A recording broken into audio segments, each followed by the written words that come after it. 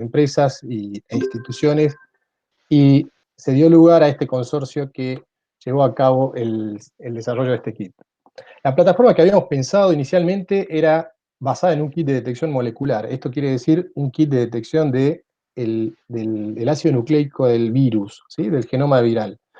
Y cualquier kit de detección molecular tiene, en general, básicamente tres etapas. Una etapa de extracción, o sea, de purificación de ese genoma, la cual estaba, digamos, ya cubierta porque existían muchos kits de extracción comerciales.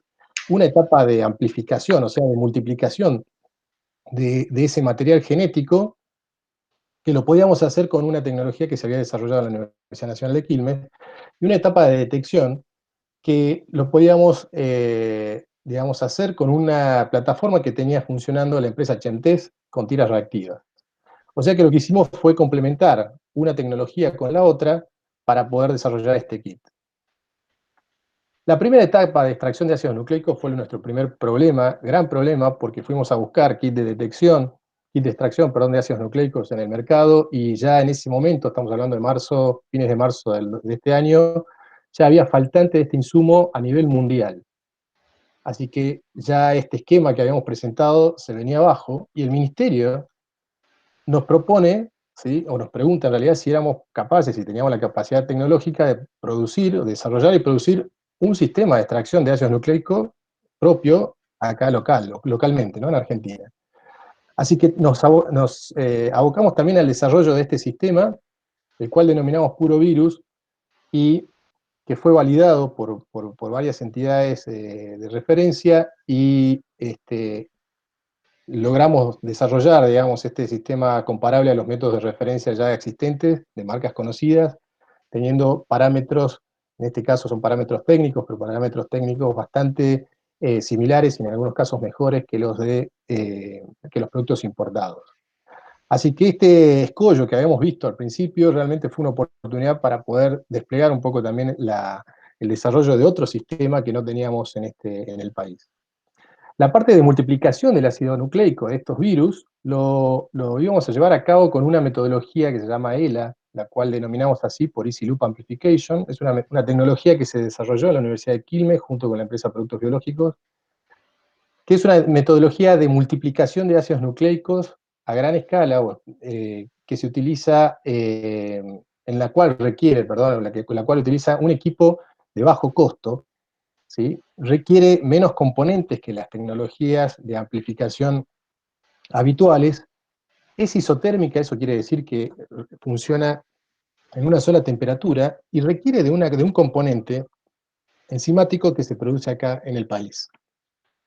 Esta enzima también es uno de los componentes desarrollados por la empresa Productos Biológicos en conjunto con la Universidad de Quilmes, y era una parte, digamos, básica para el desarrollo de este sistema. Con esta metodología, la ELA, ya habíamos desarrollado dos kits de detección, uno para clamidia y uno para dengue, utilizando formas de visualización colorimétricas o mediante electroforesis. En este caso íbamos a usar otra tecnología de visualización, que se denominó NALFIA, que es una forma de visualización de los resultados o de esa amplificación del ácido nucleico mucho más eficiente y más sensible. Para la puesta a punto de esta metodología, utilizamos un sistema fluorescente complementado a este sistema ELA. La técnica funciona a 60 grados y en 60 minutos ya podíamos tener el resultado de la reacción. Este sistema fue puesto a punto en un sistema de tiempo real, o sea, en un equipo de tiempo real, lo cual nos permitía no solamente caracterizar las curvas de amplificación, sino también poder hacer una curva de cuantificación bastante buena. Los límites de detección de esta metodología nos arrojaron, digamos, datos de hasta 50 moléculas, ¿sí? Era capaz de detectar hasta 50 moléculas, tenía una linealidad, o sea, una linealidad de más o menos un 93%, un R cuadrado de 93, lo cual para una metodología no cuantitativa es bastante aceptable, y una especificidad in silico muy alta, ¿sí? Para SARS-CoV-2, y un poco menor para algunos COVID-like, ¿no? O sea, algunos coronavirus muy cercanamente asociados al SARS. La detección la llevamos a cabo con tiras reactivas, ¿sí?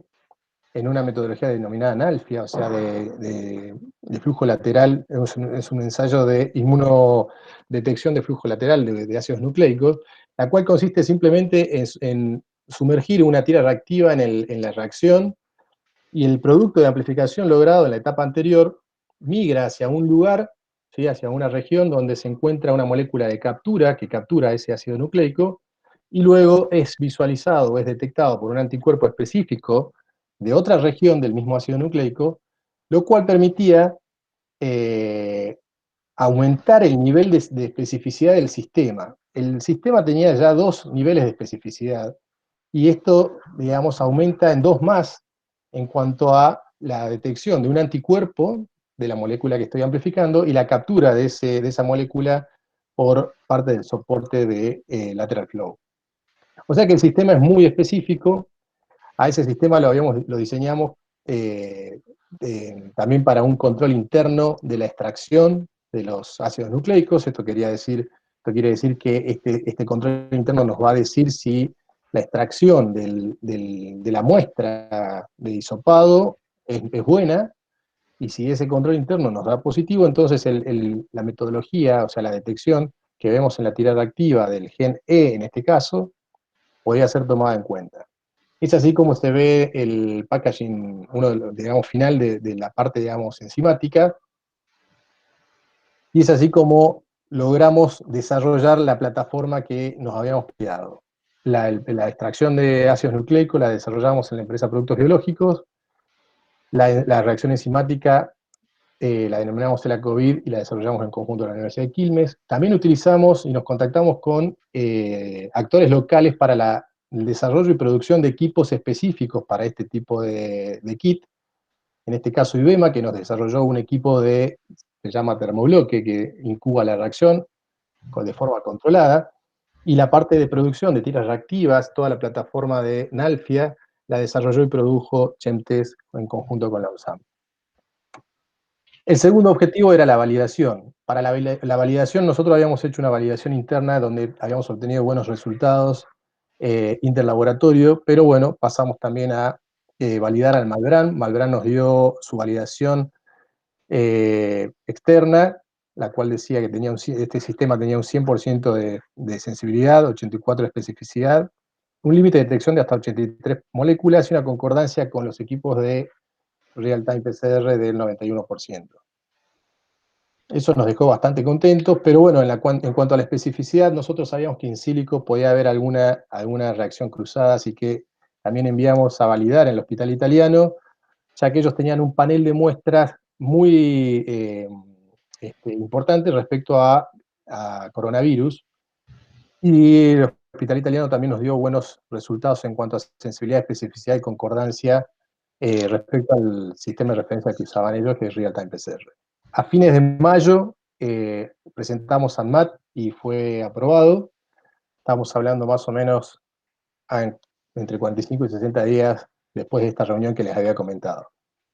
El estado actual de estos sistemas, es la producción. Estamos ya produciendo y distribuyendo a diferentes provincias que han estado en diferentes estados de emergencia.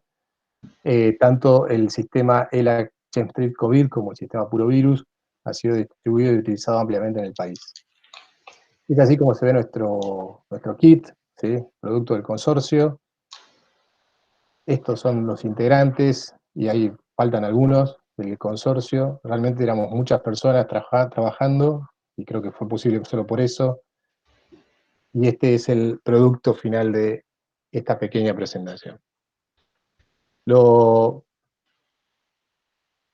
Esto es todo, muchas gracias. Lo Muy traté bien. de hacer lo cortito posible porque sabía que Sí, sí. había otras. Agradezco realmente el esfuerzo por ceñirse al tiempo disponible, realmente impresionante.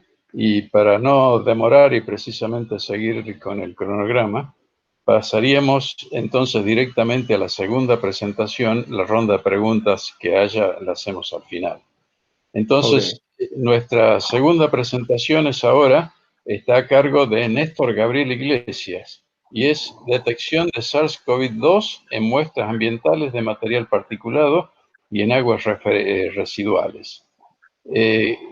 Néstor Gabriel Iglesias es licenciado en biotecnología y doctor de la Universidad Nacional de Quilmes, mención ciencias básicas y aplicadas.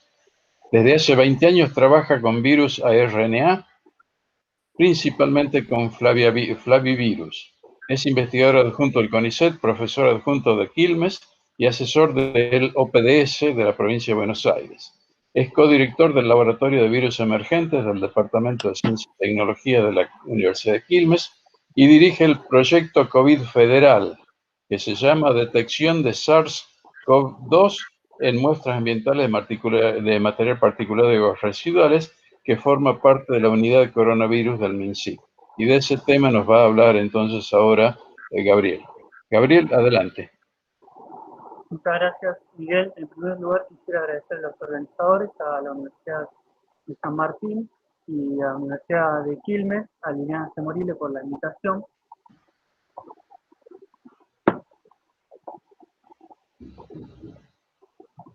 Voy a con la presentación.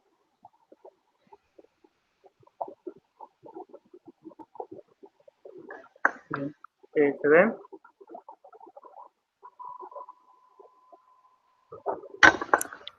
Sí, ahora sí. Perfecto.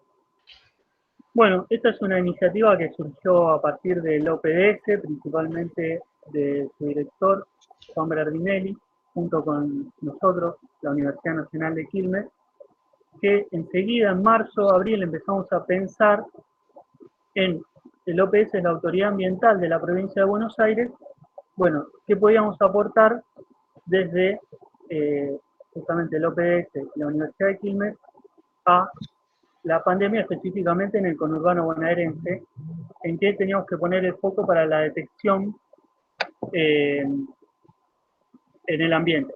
Entonces decidimos enfocarnos, estábamos viendo que en aguas residuales se empezaba a detectar el virus, había un trabajo, y en material particulado del aire, ¿bien?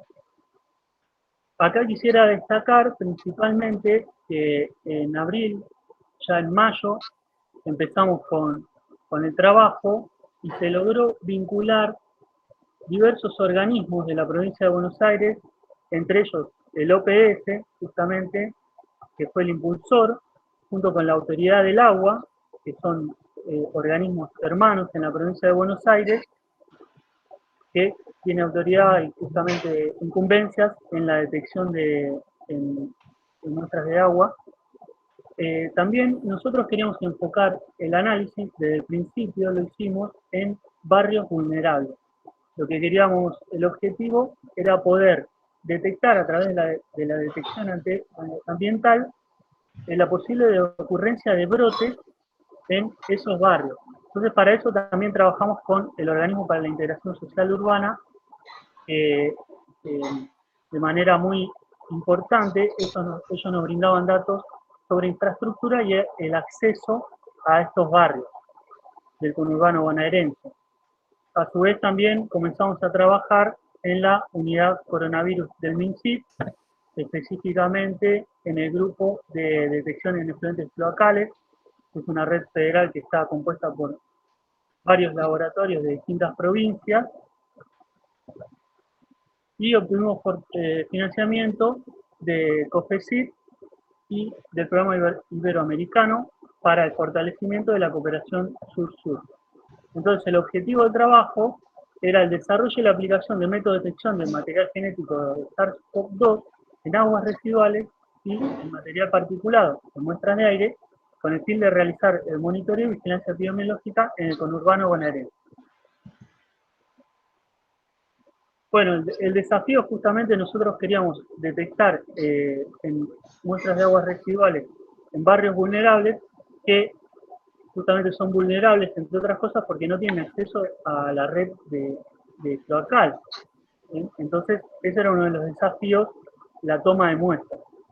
Y esto justamente un reporte que salió en agosto de la Organización Mundial de la Salud, en donde lo que plantea es que estas técnicas se estaban aplicando principalmente en países desarrollados con que tenían mucha infraestructura. Entonces el desafío era tratar de determinar si se podían aplicar en poblaciones de bajos recursos que no contaban con conexión a las redes locales. Eso era lo que queríamos hacer nosotros. Acá les muestro este mapa que indica todos los lugares del mundo donde se está realizando detección del virus en aguas residuales. Se puede ver que principalmente en Europa... Perdón, Gabriel, estamos viendo todavía la primera transparencia, ¿eh? Sí. Tenés que ir bajando. No, yo lo veo bien, lo voy a compartir de nuevo. Ahora sí. A ver si lo puedo ahí de nuevo. Ahí sí se ve bien, ahí se ve bien. Ah, se ve bien. Ahí se ve el mapa, pero está toda la pantalla del Power. No está la presentación. Voy a compartir de nuevo entonces. A ver si puedo.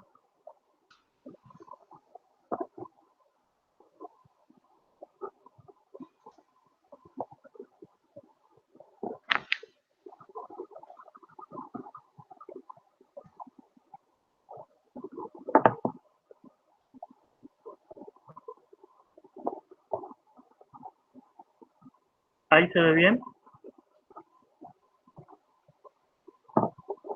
Sí, yo veo bien por lo menos. ¿Se ve el mapa? Sí, sí. Bueno, entonces era lo que mostré antes, digamos, del reporte de la Organización Mundial de la Salud.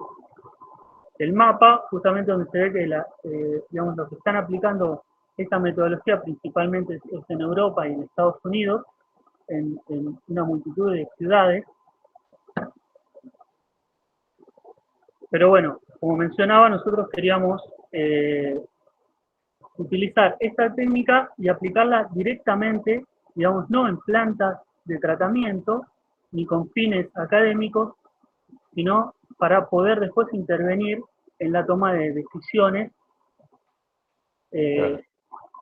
en el territorio. ¿Bien? Entonces, junto al Ministerio de Salud de la provincia de Buenos Aires, se seleccionaron los barrios, los sitios de muestreo, en base en ese momento a que hubiera pocos casos o ningún caso, y en base a la vulnerabilidad de esos barrios, y también trabajando con OPISU, determinar en qué barrios se podía tomar alguna muestra que pudiéramos analizar. Entonces, el muestreo lo realizó el laboratorio de OPS y de la Autoridad del Agua. Muestreamos principalmente en barrio y en algunas plantas de bombeo de ABSA, que es la empresa de agua de la provincia de Buenos Aires. Eso a través de la Autoridad del Agua. Lo que nosotros queríamos hacer era poner a punto un método que permitiera detectar en el menor tiempo posible y utilizando los insumos que ya teníamos, al menor costo. Hasta ese momento había un protocolo, existía, del MIT, que era precipitación con PEG de la muestra de aguas residuales, y el cual nosotros utilizamos como base, modificándolo para crear nuestro método. Bueno, aquí vemos cómo se realiza el muestreo. Esto es personal del laboratorio de OPS.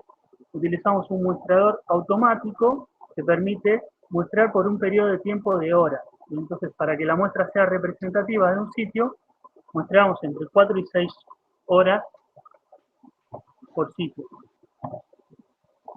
Entonces, el protocolo que pusimos a punto es precipitación con PEG. Elegimos ese método con la idea de probarlo para aplicarlo directamente. No tratar de probar distintos métodos, sino el más barato y más accesible.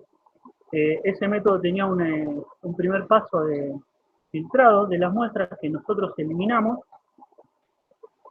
con el fin de, digamos, tener menor costo y mayor sensibilidad. Esa fue nuestra innovación del método.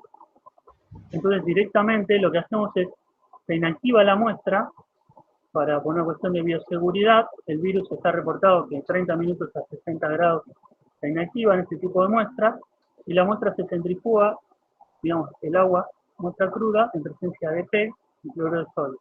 Y luego el pellet obtenido lo purificamos primero con trisol y posteriormente con columnas de purificación para eliminar todos los posibles inhibidores de la reacción de real time PCR, que era el método de detección.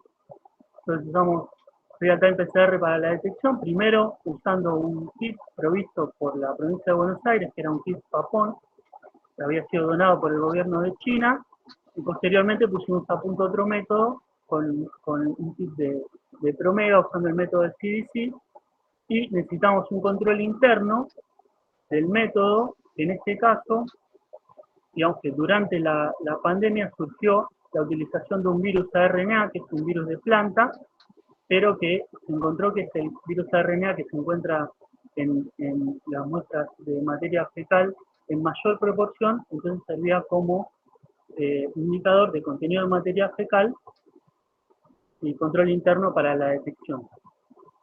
Entonces, para nuestra sorpresa, ya en mayo empezamos a tomar las muestras al mismo tiempo que queríamos desarrollar el método. Y como comentaba, para nuestra sorpresa, las primeras muestras que analizamos logramos detectar la presencia de material genético del virus.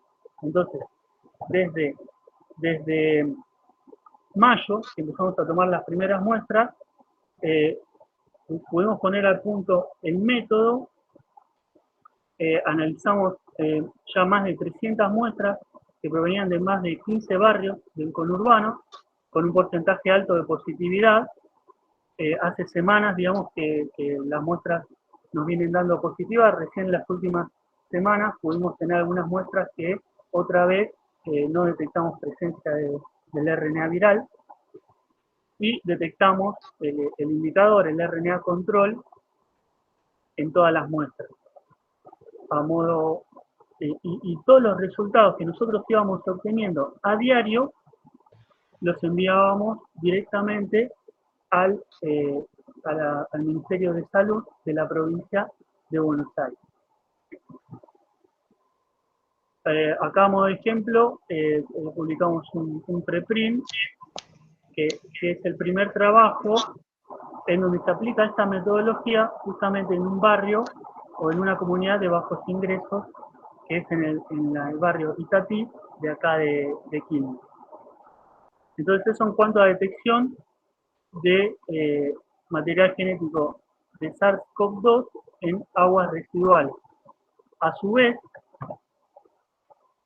empezamos a tomar también, gracias al personal del laboratorio de OPDS, que se encarga de medir material particulado, es decir, contaminación del aire, hicimos muestreos semanales en 3 puntos del conurbano, específicamente en estaciones de trenes, donde había alta circulación de gente.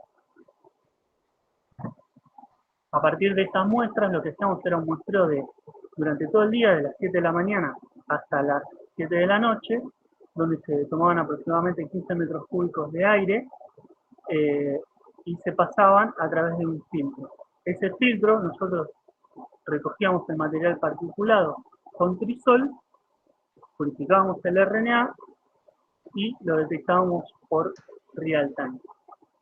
Entonces también logramos poner a punto esta metodología para la detección de RNA viral en material particulado. Acá, a modo de ejemplo, vemos que también estuvimos muestreando desde mayo hasta ahora en 3 sitios distintos. El objetivo nuestro era simplemente poner a punto la técnica y determinar si podíamos detectar circulación del virus a través de un análisis de material particulado, y vimos que sí, que detectamos, y vemos un incremento, digamos, entre julio, si bien no podemos hacer ningún tipo de análisis cuantitativo, entre julio y agosto, en septiembre no pudimos muestrear, vimos un incremento, un mayor número de muestras en donde detectábamos RNA en material particulado. Bueno, esa sería nuestra experiencia, digamos, en tratar de aplicar estas metodologías directamente en el territorio. Bien. Como agradecimiento al impulsor, digamos, de este trabajo, que fue Homer Dinelli, del OPDS, y a el personal del laboratorio, tanto de OPDS como de la Autoridad del Agua, que son los que realizan los muestreos, que es la parte más, digamos, el limitante para este tipo de análisis. También a la doctora Carolina Vera, que es la coordinadora de la unidad coronavirus en MINSIT, y a la doctora Alejandra Cini, la directora del Departamento de Ciencia y Tecnología de la UNCI, que nos apoyó desde el primer momento para el desarrollo de este proyecto. Así que muchas gracias. Bueno, muchas gracias, Gabriel. Muy interesante, seguro que va a haber preguntas, yo por lo menos tengo algunas, pero eso lo dejamos para después. Y pasamos entonces al tercer expositor del día de hoy, que es Daniel Fernando Alonso, que nos va a hablar sobre el efecto de la administración de ivermectina sobre la replicación del SARS-CoV-2 en pacientes con COVID-19. Daniel Alonso es oriundo de Correa, en la provincia de Santa Fe. Se graduó de médico en la Universidad Nacional de Rosario y fue Visiting Fellow en el Instituto Nacional del Cáncer de Estados Unidos. Desarrolló su tesis doctoral en medicina en el Instituto Ángel Rojo y la presentó en la UBA. En 1996 se incorporó a la Universidad de Quilmes, donde fue director de la carrera de biotecnología y actualmente se desempeña como profesor titular y director del Centro de Oncología Molecular y Translacional. Es el ex laboratorio de oncología molecular. Es investigador principal del CONICET. Recibió 2 veces el premio Husay, en 2003 como investigador joven y en 2009 por el impacto social y productivo de sus trabajos en ciencias médicas. También fue distinguido como ciudadano ilustre de su localidad natal. Ha sido responsable de programas de investigación y desarrollo y del desarrollo de nuevas terapias y nuevos blancos en cáncer, que integran a consorcios de instituciones académicas, hospitales públicos y empresas farmacéuticas. Junto a integrantes de su equipo participa en el proyecto, que es del cual nos va a hablar ahora, en un consorcio liderado con el doctor Krowelicki, no sé si lo pronuncié bien, desde el Instituto de Investigaciones de Enfermedades Tropicales en la Universidad Nacional de Salto. Daniel.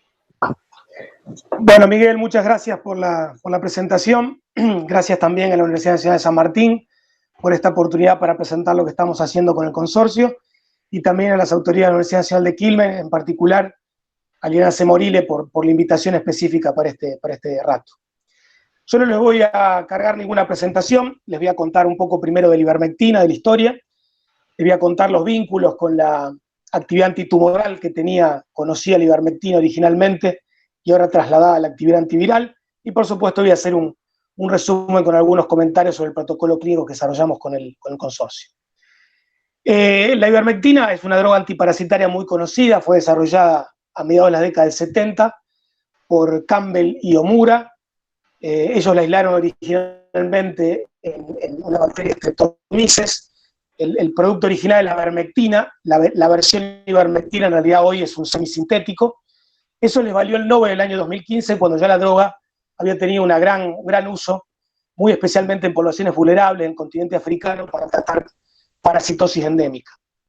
Tiene una acción sobre canales de cloro que afecta muy especialmente en invertebrados, a parásitos, a la actividad de músculos y de nervios, y esto hace que sea muy específica para trabajar sobre todo contra el mintos, contra parásitos helmínticos. En nuestro país se usa mucho en parasitosis comunes, como puede ser Ascaris, entre otras. Se usa en humanos desde el año 1987, o sea, es una droga que tiene un gran recorrido en seres humanos. Lo digo porque se la habla como una droga veterinaria, en realidad es una droga de uso en humanos de hace décadas. Lo que pasa es que el uso más importante en millones de personas, por ejemplo en oncocercosis, es sobre todo en poblaciones vulnerables en el África, donde se ha tratado la ceguera de los ríos, ¿no? Que es una enfermedad muy prevalente y muy compleja. Esto que estoy diciendo ha llevado que hace un tiempo la Organización Mundial de la Salud la ha designado un medicamento esencial en todo el mundo, la ivermectina. Desde hace algunos años se conocía que la ivermectina es una droga que puede producir una modulación de la inmunidad, es un modulador inmunológico, también un antiinflamatorio de acuerdo al contexto, esto está en investigación todavía, y también se conocía que tenía algunas propiedades antivirales. Esto viene ya de varios años atrás. Se había visto actividad antiviral en Zika, se había visto antiviral en ciertos contextos en HIV, pero ¿por qué nosotros nos asomamos a este tema? Nosotros somos un grupo de oncología, en realidad un grupo de oncología molecular, que trata de trasladar sus investigaciones a la aplicación biomédica. Bueno, porque nosotros veníamos trabajando hace un tiempo en reposicionamiento de drogas. Algunos lo llaman a esto redescubrimiento, que es utilizar medicamentos conocidos que ya se utilizan en distintas indicaciones médicas, bueno, capitalizar los conocimientos de otras indicaciones para ser usado en nuevas enfermedades. En lo nuestro, en oncología, tradicionalmente utilizamos drogas que vienen por ahí del uso en diabetes, que vienen del uso, ¿por qué no?, como antivirales, en enfermedades metabólicas, en algunos casos en enfermedades de la sangre, y estábamos empezando a trabajar con algunos antiparasitarios como ivermectina el año pasado. Habíamos empezado a trabajar en las propiedades antitumorales de ivermectina en algunos modelos experimentales, cuando, bueno, como a todos nos agarró el corona tsunami y todo lo que estábamos haciendo quedó de alguna forma barrido y postergado. Ivermectina a nivel antitumoral se sabe que puede generar apoptosis, que puede modular mecanismos de autofagia, y esto hace que sea una droga que por ahí favorece la acción de la quimioterapia. También en el contexto del efecto inflamatorio, puede generar una forma de apoptosis que se llama piroptosis, que es asociada a la inflamación, una muerte celular asociada a la inflamación.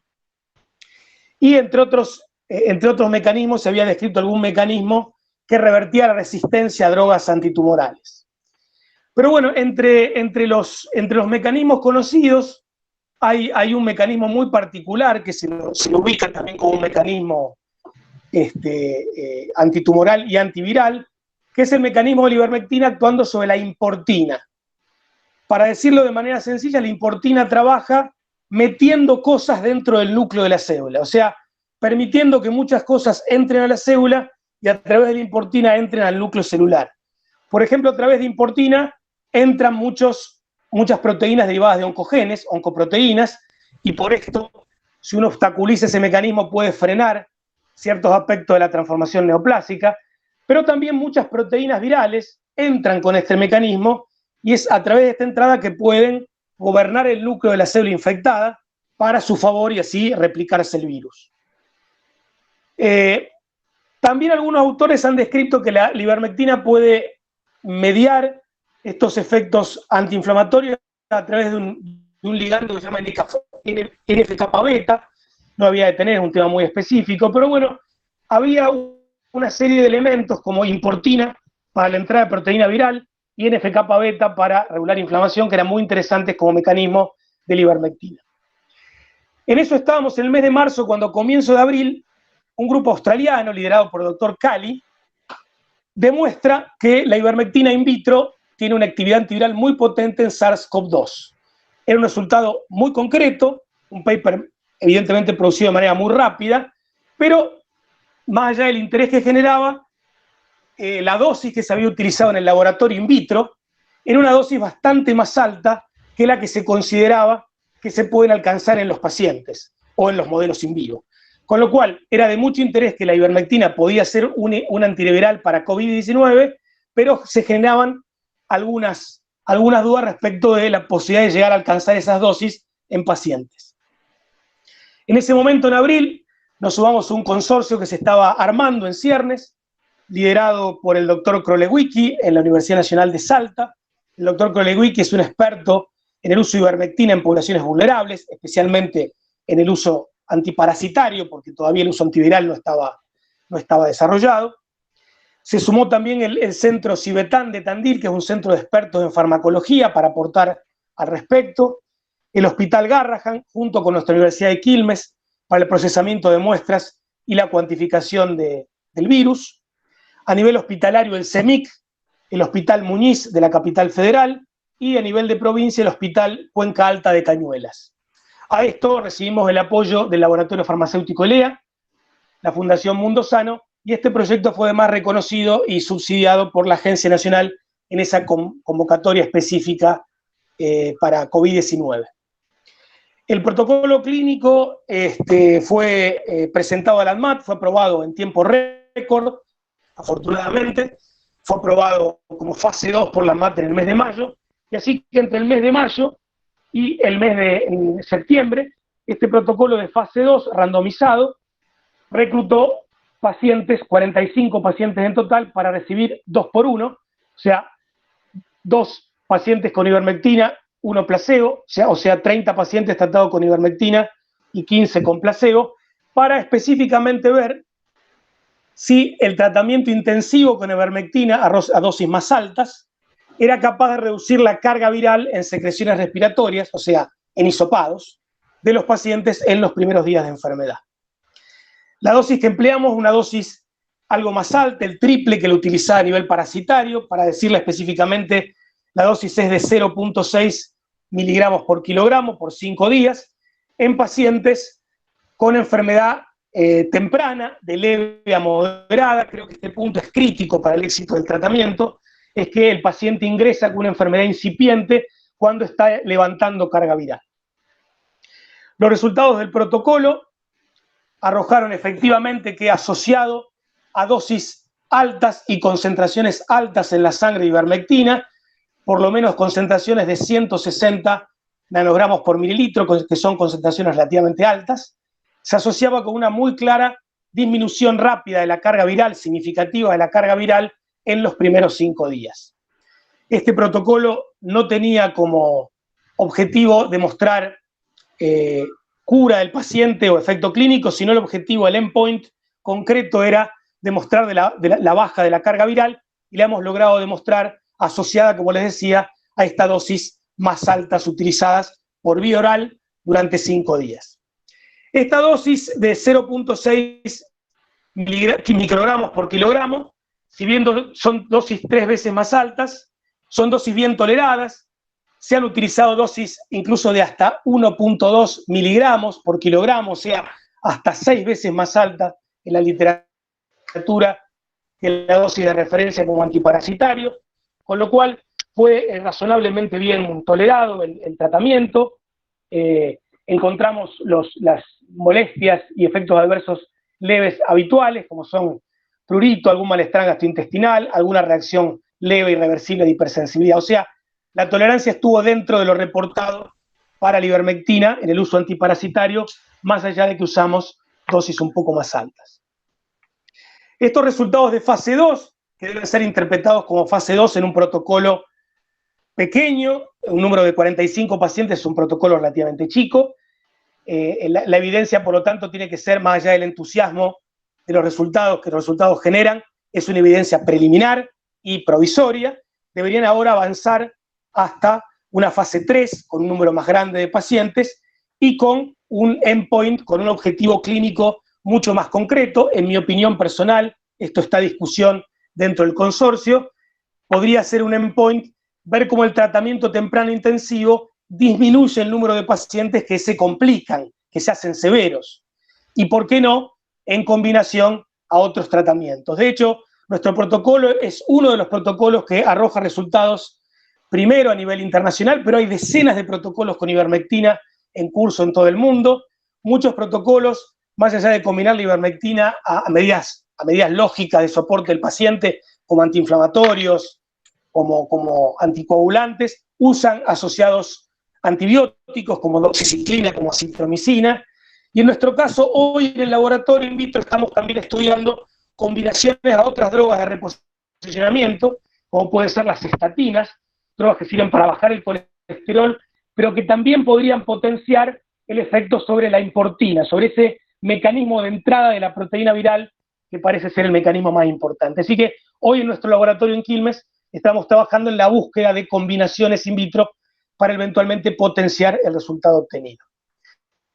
Voy a ir cerrando, reconociendo a algunas personas que han trabajado en la Universidad de Quilmes en este proyecto, en particular en el protocolo clínico asociado al procesamiento de muestras, el doctor Hernán Farina y la doctora Georgina Cardama, que han participado en el procesamiento de muestras, y más recientemente en la búsqueda ahora de asociaciones para los próximos protocolos clínicos, el doctor Juan Garona, la doctora Valeria Segatori y Lorena Caligiuri, todos ellos, estos 3 últimos investigadores, trabajando en la búsqueda de combinaciones. Espero no haberme pasado mucho del tiempo y les agradezco mucho la atención y la oportunidad para contar lo que hacemos. Muchas gracias, Daniel. No te pasaste en tiempo y realmente muy interesante la presentación que hiciste. Pasamos entonces ahora a la nueva presentación, que si tengo bien entendido va a ser como el dúo Pimpinela a dos voces. Me permito la chanza. Vamos a escuchar a Alejandro Castelo y a Sandra Goñi. Ambos son de la Universidad de Quilmes y Alejandro Castelo es también de la Universidad Nacional Arturo Jauretche. El tema de la charla de ellos será la serología como herramienta para combatir la pandemia y apoyar el diagnóstico. Alejandro Castelo es licenciado en Ciencias Bioquímicas, Orientación Bioquímica Clínica de La Plata y doctor de la Universidad Nacional de Quilmes, con temas de tesis relacionados con la epidemiología molecular de rotavirus humanos. Durante 2003 y 2004 desarrolló un postdoctorado en la División de Enfermedades Virales del Centro de Disease Control de Atlanta, Estados Unidos, y durante 2010 fue investigador invitado del Instituto de Inmunología en la Facultad de Medicina de la Universidad Ludwig Maximilians en Múnich, Alemania. Es docente investigador del Laboratorio de Inmunología y Virología del Departamento de Ciencia y Tecnología de Quilmes y profesor asociado del área de Microbiología e Inmunología. En la Universidad Arturo Jauretche se desempeña como director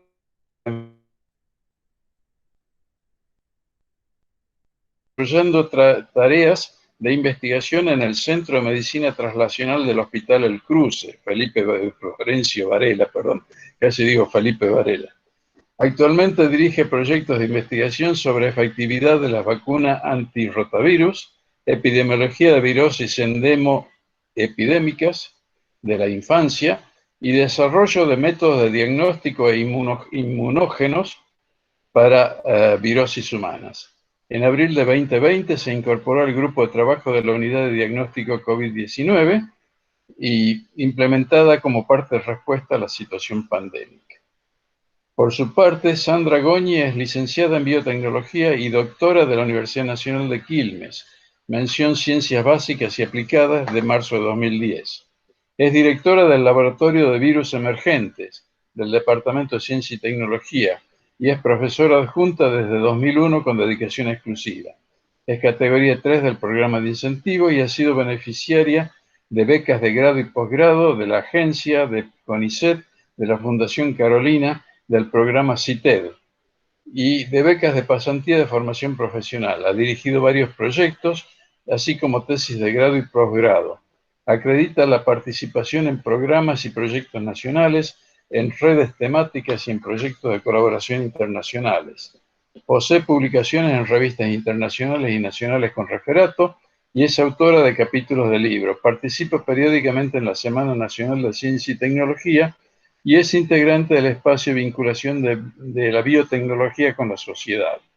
En extensión universitaria dirige el proyecto Habitar con Salud y ha realizado diferentes actividades de evaluación, tribunales de tesis, grado y posgrado, orden de mérito en docencia y becas, y de comunicación de la ciencia. Integra el colectivo Mujeres en Ciencia y Técnica y es investigadora integrante de la Unidad de Diagnóstico COVID-19, PSB Universidad de Quilmes. Bueno, les dejo la palestra, como dicen los brasileños, a Sandra y a Sandra Alejandro. y Alejandro, perdón. Muy bien, adelante. Bueno, ¿se ve bien ahí? Sí. Porque ya no los veo, les veo. Sí, bueno, se ve bien, ¿eh? Buenísimo. Bueno, muchas gracias por la invitación y como han dicho anteriormente, celebramos estos encuentros y estos intercambios un poco para ponernos al día y más ahora que de alguna manera tenemos un poco más de tranquilidad. La intención de esta charla, lo central, lo va a contar Alejandro. Lo voy a poner un poco en autos sobre lo que se vino haciendo hasta el momento en la universidad, específicamente en la unidad COVID-19. Bueno, como todos sabemos, en marzo comenzó el alerta de lo que estaba viniendo, ¿sí? Inevitablemente la pandemia iba a llegar, y ahí obviamente entre las autoridades, investigadores, investigadoras, empezamos a juntarnos y a ver qué teníamos para ofrecer, y realmente, como podemos ver, son muchas las universidades del conurbano que tenemos mucho para ofrecer, y así comenzamos a dialogar con distintos organismos, entre ellos y principalmente el Ministerio de Salud de la provincia de Buenos Aires, y empezamos a articular para constituirnos como un centro diagnóstico, ¿sí? A través de un convenio firmado, ¿sí? Constituirnos en uno de esos 19 centros, que después se fueron sumando algunos más, para realizar este diagnóstico que, como se veía en todo el mundo, iba a tener una altísima demanda. En principio éramos un equipo de 9 personas, que claramente no resultó ser suficiente, y se fueron sumando más y más colaboradores y colaboradoras. Ese laboratorio lo pudimos hacer en una unidad de la planta de servicios, perdón, de la plataforma de servicios biotecnológicos de la universidad, y en principio contó con la colaboración enorme de equipos y de todos los materiales de trabajo de muchos grupos de investigación. La intención inicial era cubrir la demanda del diagnóstico de la zona sanitaria sexta, que cubre todos estos municipios que pueden ver ustedes en este mapa. A medida que pasó el tiempo y la demanda territorial específica del municipio de Quilmes fue aumentando, nos abocamos exclusivamente al diagnóstico de muchos centros de salud de nuestro municipio. Hasta el momento, hasta el 31 de octubre específicamente, llevamos 20.575 muestras procesadas, ¿sí? Comenzando con una capacidad de detección que no nos atrevíamos a decir de más de 40 muestras por día, pero después fuimos creciendo cada vez más y más en la capacidad de procesamiento, y toda esa buena convivencia que pudimos generar con los investigadores, investigadoras, becarios y becarias de distintos lugares, mostró esa gran capacidad de dar respuesta a toda la demanda que teníamos desde el territorio, y eso condujo a que se nos otorgue un subsidio de fortalecimiento de las capacidades de servicio del Centro de Diagnóstico en el marco del PEISAC-MINCIT, del Ministerio de Ciencia y Tecnología de la Nación, que justamente viene a cubrir la necesidad del equipamiento para justamente continuar respondiendo a esta gran demanda de manera adecuada. Así que bueno, hasta el 31 de octubre pusimos las muestras, pero como pueden ver, ya también ese famoso pico, si se quiere, se ve que ha disminuido esa cantidad de muestras que llega cada día, pero bueno, todavía está por verse la cantidad de muestras que van a seguir llegando. Es mucho material y es son muchos los datos que podemos sacar de todo esto que hemos atravesado en la pandemia, y lo que pudimos ver también es que cuando veíamos los centros como los CAPS, los Centros de Atención Primaria de la Salud, o los SICS, a través del municipio, veíamos que hay como un movimiento del virus a través de este territorio, pero solo lo podíamos ver a través de la detección de distintos casos. Tampoco es la totalidad de casos, porque muchas de las muestras que se procesaron fueron a través de los planes Detectar, y nosotros no teníamos todas esas muestras para ver cómo era la distribución de los casos. Entonces, de ahí surge la idea de complementar o articular esta detección del genoma viral de las distintas muestras de hisopados con la respuesta, con la serología, que les va a seguir contando Alejandro. Pimpinela. Pimpinela, respetando el distanciamiento social, nos estamos cambiando de posición.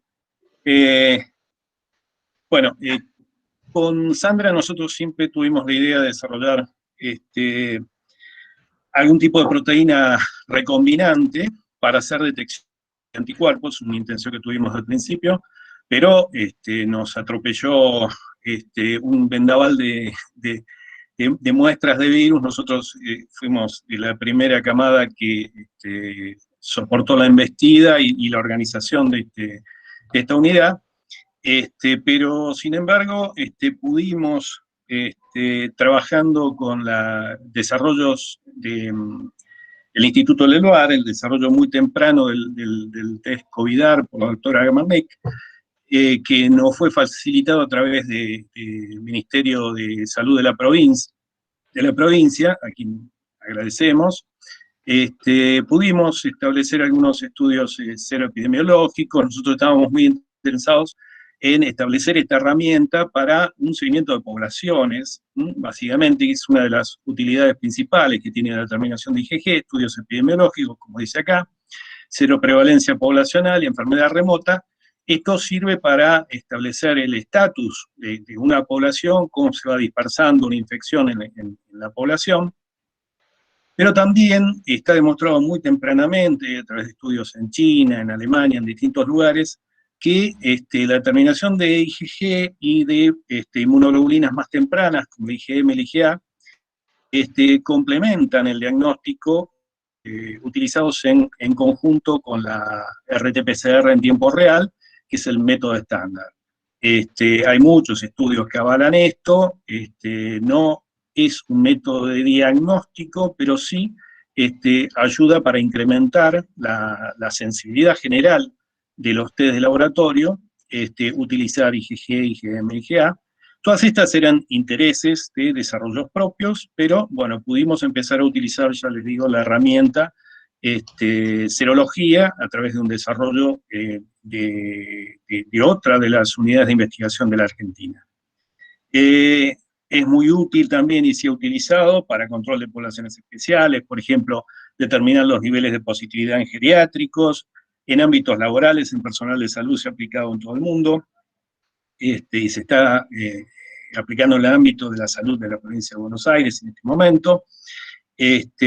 Bueno, próximamente el nivel de inmunoglobulinas y en particular de IgG suele ser un correlato de protección importante que se usa en casi todas las vacunas, así que seguramente vamos a seguir utilizando esta herramienta cuando se establezcan los programas de vacunación.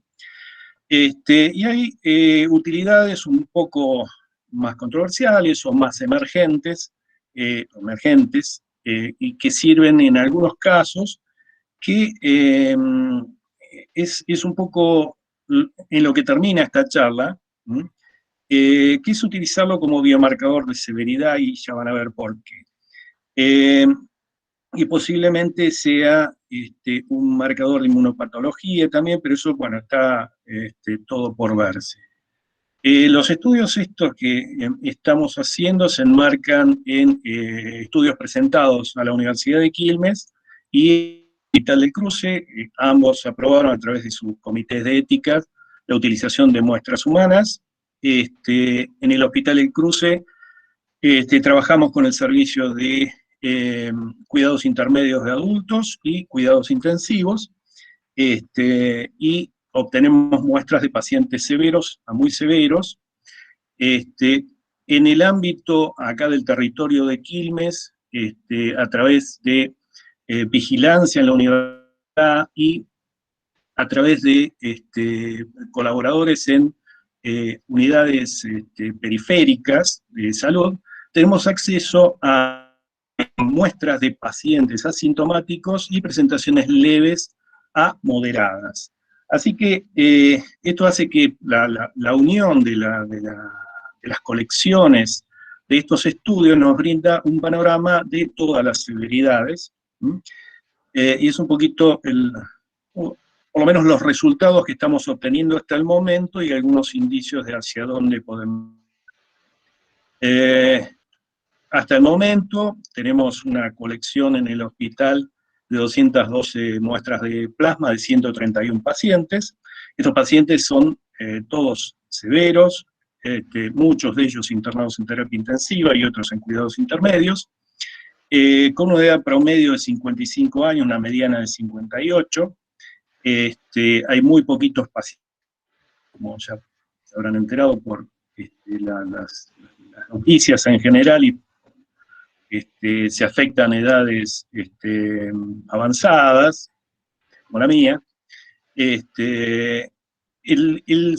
del 60% son hombres y menos mujeres. En las muestras que hemos obtenido en UNCI con otro tipo de pacientes asintomáticos, por ejemplo, son pacientes que tienen hasta un día de un síntoma único, los consideramos asintomáticos. El borde es un poco nebuloso entre lo que es sintomático y asintomático. Mucha de esta gente, por ejemplo, si no la interroga, no dice que tuvo nada, entonces se consideran asintomáticos, pero sí tenemos también una colección de presentaciones leves a moderadas. Estos son procesos que resuelven en 1 o 2 semanas sin internación, salvo un solo caso, pero son, en comparación con la otra población, bien diferentes, son leves a moderadas. Y bueno, estamos diciendo leves a moderadas, presentaciones que cursan en forma domiciliaria, pero que en algunos casos, y si no es en un contexto de pandemia, probablemente algunos de ellos hayan necesitado alguna corta internación. Pero se distinguen claramente de las presentaciones severas internadas en el hospital. Por otro lado, hicimos una pequeña vigilancia epidemiológica del personal que estaba concurriendo a la Universidad de Quilmes durante la pandemia, con un número por ahora limitado, pero bueno, es la gente que concurría. Hemos detectado en algunos de estos casos gente que utilizaba el transporte público, por ejemplo, pero que no se ha infectado en el contexto del ámbito de la universidad. Los ensayos los realizamos, ya estábamos comentando al principio, con el kit desarrollado por la doctora Gamarnik y colaboradores del Instituto Leluar. Llevamos realizadas más de 400 determinaciones, incluyendo seguimientos, es decir, el mismo paciente en distintas fechas. De esta forma, tenemos seguimientos que han sido cuantificados, o sea, no si es un positivo o un negativo, que indica infección pasada, sino que se hacen diluciones seriadas hasta que se obtiene un negativo, y de esa forma se obtiene un título de anticuerpo, y es una forma de cuantificarlos.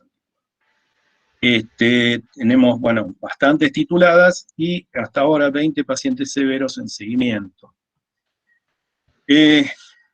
Esta primera tanda de resultados, ya les digo, esto es una investigación en progreso, pero que ya se pueden ver algunos resultados interesantes. Fíjense la gran diferencia que hay entre los títulos de anticuerpos, los niveles que se alcanzan de inmunoglobulina G en los pacientes severos internados y los pacientes moderados a leves, que están en color azul. Lo que tienen en el eje X son los días desde el comienzo de los síntomas. Por eso los puntitos rojos al principio están muy cerca del 0, pero suben rápidamente a partir del día 15 y se separan netamente entre el día 15 y el día 30 los internados de los leves a moderados. Con diferencias significativas, como verán en el otro panel. El título medio de los leves a moderados anda en el orden de los 200, y, o sea, esa es la inversa de la dilución máxima que da positivo, mientras que los severos rondan alrededor de los 3000, 1 en 3000. Esto ya está visto en muchos otros estudios, entre ellos el recientemente publicado el grupo de la doctora Gamarnik, donde el nivel de IgG se correlaciona con severidad. Nosotros tenemos la oportunidad de hacer seguimientos individualizados de pacientes y interaccionar con el personal médico del hospital, y estamos tratando de encontrar correlatos y mucho más tipificados en cuanto a la clínica que van sufriendo cada uno, y en algunos casos no es un N muy importante, pero ya tenemos varios casos donde tenemos un desenlace conocido.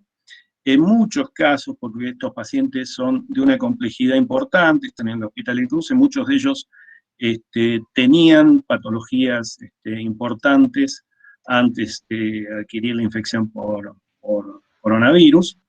Entonces, en este gráfico ustedes ven los títulos, o sea, es el mismo tipo de gráfico, título versus día post-inicio, en pacientes que han fallecido y pacientes que han sido dados de alta en rojo. Esto da una diferencia significativa, los títulos entre el día 15 y el 30, y si bien el número de pacientes hasta el momento es bajo, estos resultados sugieren que los niveles de IgG medidos de esta manera podrían servir tendrían algún valor pronóstico. Pero bueno, eso es muy preliminar y hace falta seguir coleccionando pacientes. Y como les digo, las aplicaciones no son solamente estas como biomarcadores de severidad, sino que tienen la serología muy importantes aplicaciones en cuanto a estudios de prevalencia poblacional y próximamente en respuesta a vacunas. Por último, quería hacer reconocimiento a la gente que intervino en este estudio hasta el momento. Gabriela Iglesias ha llevado adelante la implementación de los ELISA. Marilina en el laboratorio ha sido muy, muy activa en conseguir en tiempo y forma las muestras. Carolina explora las historias clínicas y sabemos de antemano cuáles son los pacientes que podemos incorporar. Los doctores Laje en terapia intensiva y Bodega son las personas con las que interactuamos para obtener información clínica. La doctora Ayuiset en el SIC La Ribera consiguió muchas muestras de pacientes leves a moderados, y al Ministerio de Salud de la provincia, a través de Marina Pifano, le queremos agradecer la donación de los kits con los que se realizaron estas determinaciones. Nada más por mi parte. Muy bien, muchas gracias a los dos. Y estamos bien en tiempo y forma. Creo que sería oportuno, si ahora, antes de las preguntas, para poder liberar a las autoridades, si el rector de San Martín quiere decir unas palabras, Carlos, creo que es el momento oportuno, y después haríamos un pequeño grupo de preguntas para los expositores. Bueno, con todo gusto. Nuevamente, saludos a todos y a todas. Alfredo, a las autoridades, a Liliana. Hace un rato lo vi a Alberto Díaz, no lo vi más en la pantalla. Si no aparece, pues denle mi saludo a Daniela, a Marcos. Bueno, a todos los que quiero expresarles mi gran reconocimiento, la gran valoración por el trabajo que hacen. Ustedes saben que yo mantengo un particular aprecio por la Universidad de Quilmes. Nos conocemos hace mucho tiempo, a muchos jóvenes también veo que no conozco, pero que forman parte de la misma característica identitaria de este tipo de universidades que hoy están unidas detrás de este objetivo, que es tratar de pensar el conurbano, y ahora particularmente detrás de un desafío tan fuerte, que es responder a una coyuntura tan angustiante, y redoblar el sentido de las universidades. Nosotros trabajamos alrededor del conocimiento, en la búsqueda de la verdad. Pero esa búsqueda de la verdad es una búsqueda comprometida con esa realidad que nos interpela, y esta experiencia redobla una vez más ese sentido. Y en estas universidades que son tan características del conurbano, creadas alrededor de la década del 90, que supieron construir una capacidad a partir de conocimiento básico y ahora con desarrollo tecnológico y también desarrollo social. Esa es casualmente la gran virtud de nuestras universidades que van construyendo conocimiento que trasciende las generaciones, pero que además no deja de tener una particular atención a sus territorios, a ese entorno en el cual están enclavadas, que son parte de las sociedades fundantes y parte de las sociedades a las cuales nosotros debemos responder por un compromiso originario. Estas distintas expresiones de estas capacidades en la reunión anterior y en esta dan cuenta casualmente de esto que nosotros llamamos el ejercicio de una autonomía responsable. Una autonomía que no es autista y que tiene nuevamente este sentido de poder construir saber colectivamente, también partiendo de la humildad de que no somos dueños únicos de la verdad y que construimos saber dialogando con otros.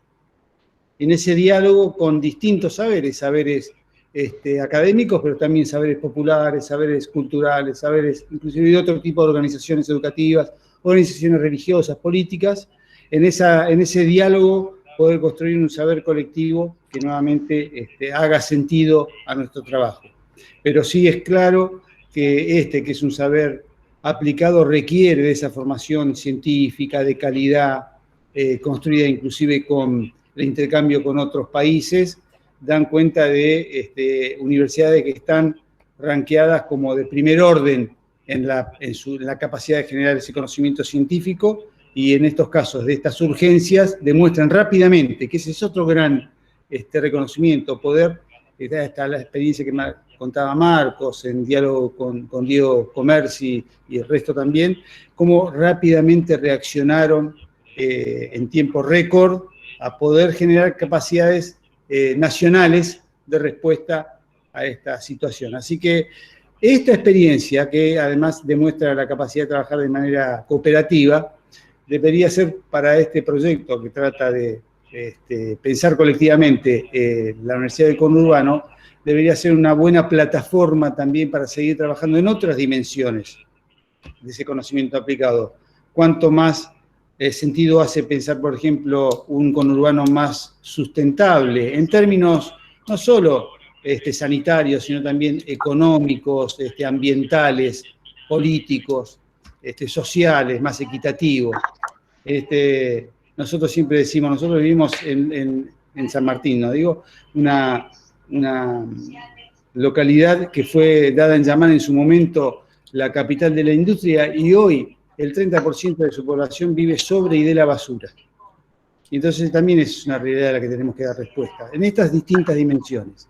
Tratar de pensar entonces un conurbano sustentable que además articule con el resto de la provincia. Nada más que eso, agradecerles, transmitirles el cariño, el aprecio que les tengo y valorar mucho el trabajo que hacen, porque somos organizaciones de personas, que más allá del capital intelectual que tenemos, personas que están comprometidas y que trabajan día a día en poder resolver los problemas de nuestra gente. Así que muchas gracias. Nuevamente, nosotros tenemos responsabilidad de conducción, pero ustedes son los que están día a día en sus laboratorios, en las aulas, en las bibliotecas, y el reconocimiento particularmente en estas condiciones, no solo de la actividad de investigación, sino las de formación, que se mantuvieron, se sostuvieron y que contuvieron a estos estudiantes que hoy no tenemos en nuestras aulas, con un gran esfuerzo de los profesores en sus casas y en sus lugares de trabajo. Muchas gracias a todos. Gracias, Carlos. En realidad, la jornada de hoy fue organizada desde las sombras por Liliana Semorile. Yo creo que Liliana debería decirnos ahora algo y liderar un poquito las preguntas que pueda haber. Liliana. Micrófono, Liliana, micrófono. Ahí.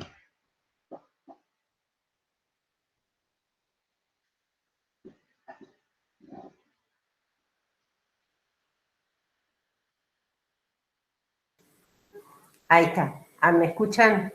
Sí, sí. Bueno. Lo primero que quiero decirle es agradecerle a la Universidad Nacional de Quilmes, digamos, todo el esfuerzo, digamos, que se ha hecho, no solamente en este contexto de la pandemia, sino todo lo que se viene haciendo en pos de la educación, de la formación de recursos humanos, de la investigación, de la transferencia de conocimientos y de la extensión. El resultado, digamos, lo que vimos hoy es una pequeña muestra del resultado del esfuerzo de la universidad. Por otra parte, también, digamos, quiero agradecer la iniciativa que ha tenido, digamos, este grupo que está trabajando en qué conurbano queremos vivir, que tuvimos una pequeña interrupción de unos meses, pero que estamos exitosamente retomándolo. Agradecer, digamos, esto fue una idea fundamentalmente de Miguel, de organizar este ciclo de conferencias en torno a la pandemia y el conurbano, que me parece sumamente interesante y pertinente en el momento. O sea, no quiero agregar nada más, simplemente, bueno, dejar abiertas las preguntas que tengan para los distintos participantes de la conferencia de hoy.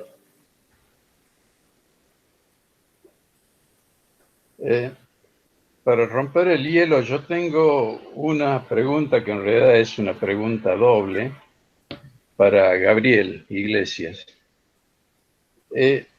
La primera parte de mi pregunta es si este rastreo ambiental de los niveles de contaminación que puede haber con COP2 en aguas y en material particulado es una herramienta para rastrear lugares donde hay que intervenir para controlar la diseminación del virus.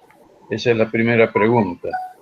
Y la segunda pregunta es, ¿cuáles son las implicancias de estos resultados de encontrar el virus en material particulado y en aguas residuales? ¿Cuál es la implicancia acerca de los modos de transmisión del virus, que tengo entendido todavía es un tema de mucho debate? Bien, con respecto a la primera pregunta, esa es la idea, digamos, original, la aplicación de estos métodos, sobre todo detección en aguas residuales, era enfocarse en los barrios donde había pocos casos para, a partir de la detección, poder intervenir. Bien, si bien, digamos, como una herramienta más, aportar una herramienta más a la vigilancia epidemiológica y todo al sistema de monitoreo de la provincia de Buenos Aires. En algunos casos tuvimos resultados exitosos, por decirlo de alguna manera, porque pudimos detectar tempranamente la aparición de casos. Esto nos puso muy contentos. Posteriormente, una vez que ya estaba establecida la pandemia en el conurbano, digamos, como para detectar los brotes, esta metodología no servía porque se empezó a detectar en todos los barrios que monitoreábamos.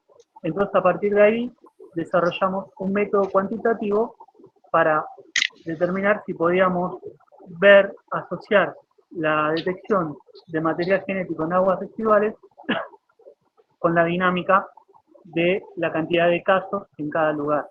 Eso lo podemos corroborar en el barrio de Itatí, donde vemos que la detección permite seguir la dinámica de la cantidad de casos. Bien, no podemos calcular a partir de las aguas residuales exactamente cuántos casos hay, pero sí podemos ver la dinámica, es decir, si vemos un aumento o una disminución en el material genético que detectamos, correlacionado con un aumento o una disminución en la cantidad de casos, ¿bien? Pero no en la misma proporción. Eso por un lado. Entonces la idea justamente es aplicar esta metodología donde más sirve es cuando hay pocos casos, es decir, ahora, al principio de la pandemia, y ahora, porque ya en algunos barrios ya dejamos de detectar, entonces, pero tenemos que seguir monitoreando para poder determinar si volvemos a detectar en esos barrios. Bien, entonces es una metodología justamente para la intervención. Después la segunda pregunta era las implicancias. Bueno, nosotros acá no medimos virus, no detectamos virus, sino presencia de materia genética. Con respecto a las aguas residuales, bueno, se sabe que el virus se detecta en materia fecal, que podría llegar a ser infectivo, pero no se ha demostrado transmisión a partir de esta vía todavía. Y en el caso de aguas residuales, todavía, hasta donde yo tengo conocimiento, no se pudo aislar, no se aisló virus infectivos. O sea que se cree que esta no sería una vía de transmisión importante. ¿Bien? Se mantienen, digamos, la vía de transmisión que estaban descritas. Con respecto a las implicancias en material particulado, bueno, eso es bastante sensible, si se quiere. Nosotros no podemos determinar lo mismo, la infectividad, si digamos hay virus infectivos o no en el material particulado. La idea solamente era detectar material genético para monitorear los lugares donde está circulando el virus. Hay algunos estudios que asocian sitios donde hay mayor cantidad de material particulado, o sea, más contaminación, eso afecta a las vías respiratorias y habría una mayor incidencia, digamos, en la cantidad de casos. ¿Bien? Pero bueno, nosotros no estamos haciendo ese tipo de estudios. Digamos, eso de mayor incidencia no se sabe si es, porque el material particulado de alguna manera puede funcionar como un carrier del virus, llevarlo hasta las vías respiratorias, o simplemente porque, bueno, justamente al estar el aire contaminado, ya hay cierta predisposición, irritación en las vías respiratorias, etcétera, que aumentan la probabilidad de infección. Pero bueno, eso, recalcar que nuestra detección es para, digamos, hacer monitoreo y determinar posibles sitios de circulación del virus. No trabajamos sobre, digamos, esta metodología tampoco serviría para saber si sobre el material particulado hay virus infectivo. Muy bien.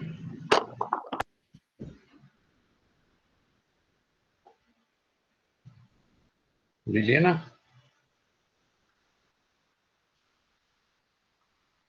Yo no alcanzo a ver si hay alguien que quiera hacer alguna pregunta. Yo le quería preguntar a Marcos, porque bueno, nosotros trabajamos con inmunocromatografía de colateral, pero con anticuerpos lados. Si ChemTest ya tenía experiencia con el método que combina monoclonales. Yo no lo conocía bien, si lo puede explicar un poquito más, y si ya ChemTest tenía experiencia detectando material genético o ácidos nucleicos con esta técnica. Sí, ChemTest lo que había hecho, ya tenía alguna experiencia con esto, con algún grupo que trabajó en años anteriores, pero no tenía ningún producto asociado, y fue como un salto de fe, porque sobre la metodología que no estaba continuamente, digamos, probada, no estaba fuertemente probada, tuvimos que hacer el desarrollo sobre material genético, ¿no? Y no sobre antígenos o sobre anticuerpos. Así que fue como muy acelerado el desarrollo. Ahora sí ya está puesto a punto, o sea que en principio se podría utilizar para cualquier sistema distinto al COVID, ¿sí? O sea, para cualquier amplicón o material genético, porque ya sabemos cómo funciona, sabemos los niveles, sabemos cuáles son las puestas a punto, varios parámetros de la metodología que funciona bastante bien. ¿Es un monoclonal contra la molécula fluorescente? ¿Cómo era? No, el sistema es así. En el soporte vos linkeás una molécula de captura, que hay varias, puede ser inclusive un anticuerpo, y en el amplicón vos marcás el amplicón con dos moléculas distintas, ¿no? Dos ligandos. Uno puede ser, hay varios, biotina, dioxigenina, 5-bromuracil, hay un montón. Entonces, el anticuerpo, digamos, que está en el soporte, la molécula que va a ligar eso, atrapa a ese amplicón, y después en el otro extremo del amplicón se encuentra otra molécula, digamos, de detección que es visualizada por el anticuerpo, que lleva a su vez un conjugado con oro coloidal. Sería así. O sea que es como un sándwich, ¿no? Y por eso es tan específico, porque vos, digamos, la amplificación la haces con primers específicos. Nosotros usamos una sonda inclusive que es, digamos, le incorpora otro nivel de especificidad, pero después ese amplicón tiene que tener las dos marcas para ser detectado. Si hay algún artefacto de amplificación generado por uno solo de los primers, o no todo el juego completo de oligos que uno desarrolló, que uno diseñó, entonces no se visualiza la molécula. Gracias. No sé si quedó claro, pero después lo charlamos. ¿Sí? Muy bien. Liliana, si te parece, cerramos entonces. Sí, yo creo que sí. Quisiera Quedaría por hacer agradecerles a todos los participantes por, digamos, el esfuerzo de destinar este tiempo a presentar sus resultados. Así que muchísimas gracias. Y bueno, seguiremos con el ciclo. Un comentario final, si me permitís, Liliana. En estos dos primeros seminarios se ha visto fuertemente algunas asimetrías que hay en el sistema científico-tecnológico del conurbano. Sin duda que San Martín y Quilmes son dos universidades que han apostado muy fuerte al desarrollo de la tecnología de las ciencias duras. No es tan así el caso de otras universidades que tienen menos tradición y menos posibilidades de trabajar en esas líneas, pero toda la importancia de toda su tarea se va a ir viendo en los temarios de los dos próximos encuentros, que se refieren al sistema de salud del conurbano, por un lado, y por otro lado, al impacto de la desigualdad. Lo hemos puesto algo así como de las villas a los barrios cerrados, para ilustrar la gran heterogeneidad que hay en el conurbano, los aspectos sociales que hay que tener en cuenta, y ahí sí vamos a tener el aporte de muchas otras universidades. En estos dos primeros encuentros hemos tenido la participación de 5 universidades del conurbano, más el INTA. Así que esperamos que realmente hacia el final del ciclo podamos mostrar una red del conurbano trabajando en forma consolidada, ordenada y bien, no me sale la palabra, esa misma palabra que no me sale. Bueno, eso es todo lo que quería decirles, gracias. Bueno, Gracias a todos. Gracias a todos. Hasta luego. Felicitaciones. Chao. Gracias.